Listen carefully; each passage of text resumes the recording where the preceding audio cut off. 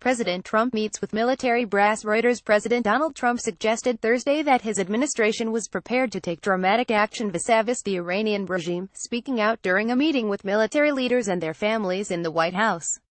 At the meeting, which took place amid reports indicating the president plans not to recertify Iranian compliance with the 2015 Iranian nuclear deal, the president teased reporters with suggestions the gathering was the calm before the storm, without elaborating.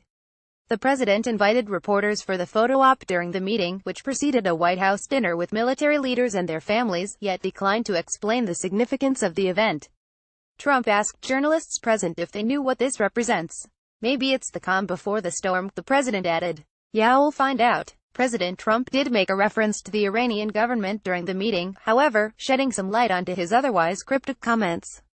In a brief statement, the president appeared to affirm reports that he intends to refuse recertification of Iranian compliance to the Joint Comprehensive Plan of Action, a move that would likely spell the end of the 2015 agreement.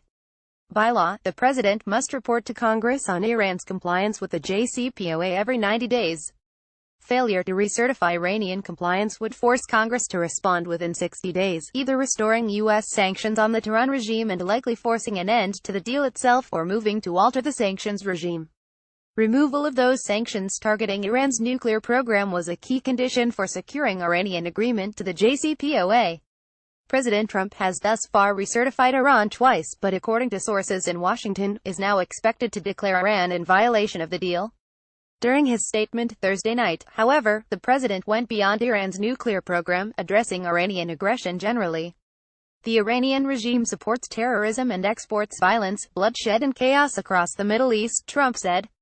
That is why we must put an end to Iran's continued aggression and nuclear ambitions. They have not lived up to the spirit of their agreement.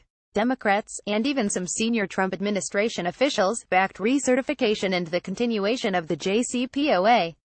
Some 180 congressional Democrats signed a letter to the president, urging him to recertify Iran's compliance with the nuclear deal ahead of the October 15 deadline.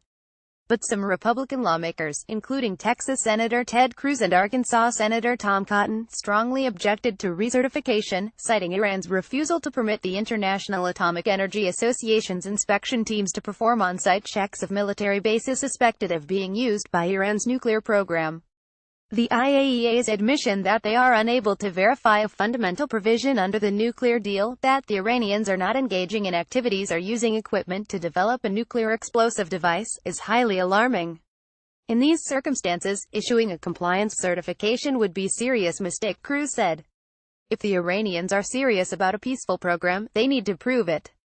Iran's continued refusal to allow IAEA access to military sites, a clear requirement of the terms of the deal, renders the JCPOA utterly ineffective, and, even worse, a sham that only facilitates Iran's acquiring nuclear weapons.